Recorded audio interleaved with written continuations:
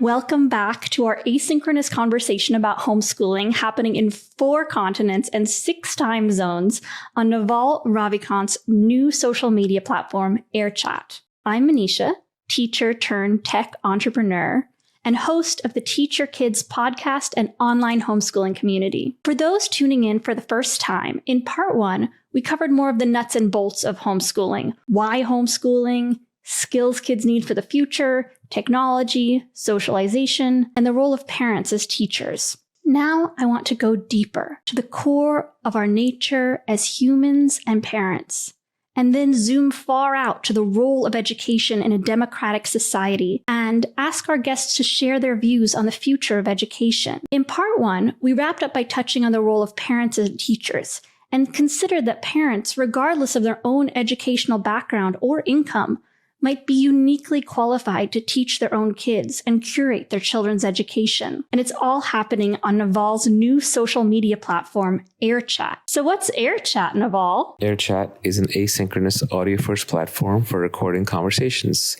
It lets you record conversations regardless of what time zone people are in or what time it is or where they are, and to bring in multiple voices into the conversations, including talking directly to your audience, and then creating exports for your podcasts or for all the various social networks. I'd like to add that anyone is welcome to join in on the conversation and ask questions to our guests.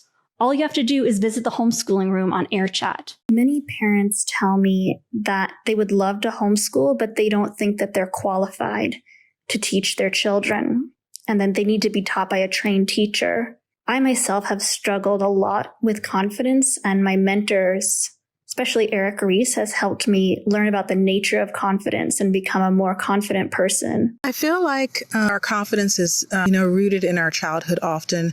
It really only takes one person to encourage or believe in or allow you to have an opportunity where you're successful for you to start building that internal confidence. In the same regard, it really only takes one person to be negative or, critical to destroy confidence. I think once we become adults, if we haven't had those experiences of acceptance and being proud of ourselves and of our work, then it can be difficult to be confident in other areas. But I do think even as an adult, you can still have opportunities and experiences that allow you to grow that. And I see it often. And I don't necessarily mean like the ugly duckling type thing, but I mean, that's a good example too, right? Well, I think real confidence is just an output of true competence, which means you think through things for yourself. You figure them out, you put your best work into it, and then you get feedback from the real world, from nature or free markets, that it worked. And that slowly builds up your confidence. I don't think there are any shortcuts.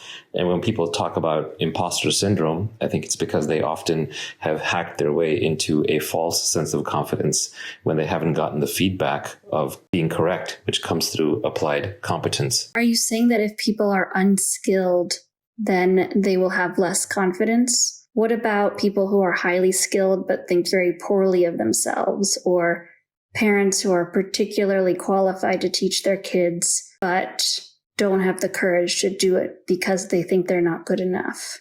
They just haven't tried. They need to try, and then they'll develop the confidence. They're just being scared. You don't know if you're competent at something or not until you do it. And actually, you don't become competent until you do it. I mean, I guess another way you could look at this is the byproduct of a traditional school system where, for example, you think you're good at writing because your teacher gives you an A on your essay, but you're actually just writing in a style that appeals to them. And when you want to write a blog and you want it to go viral and no one reads it, you start to wonder if you're actually good at writing. That's right. The only test is nature and free markets. In this case, it's the free market of people deciding whether or not to read and spread your essay or not. I guess I'm kind of thinking out loud here, Naval. So actually, if you could expand upon this thought, that would be really helpful for me. I am someone who has become more confident, but I definitely have struggled with this a lot in the past and sometimes still struggle with it. Sometimes low self-confidence can come from just comparing your inside to somebody else's outside. You can see your own flaws very clearly, but you're looking at somebody else's Instagram or TikTok life, which is a fake caricature or a projection that they're trying to put on to appear better than they actually are. There's no test other than to do it. There's no test other than nature. Just go out there and do it, and you'll know very quickly if you can or cannot. And the reality is, the more you try to do it, the better you'll become at it through iteration. And so just the act of trying will make you more successful, which will make you more confident in turn. I think just even speaking about education requires us to work on some inner child healing. And that healing is what is going to bring forth the new education system that is better all around and serves children better. And I hope that we're going to be able to learn from some of our traumas as we build a much better system. So I think the best thing that we can do, parents, for young people, as mentioned earlier, are find meaningful opportunities for them to be successful, make it things that they actually had to work at, something that didn't come easy, so that they understand the connection between persistence, or given talent, and success, and that sort of grows your confidence. I'm sure I'm missing other factors. I think a lot of it begins with parents just recognizing that they actually have choices in education. And, for so long, for so many families, their only educational option was their assigned district school that they were compelled by law to send their children to, unless they could somehow afford hefty private school tuition, or, make the time to homeschool. And for many families, that just wasn't feasible.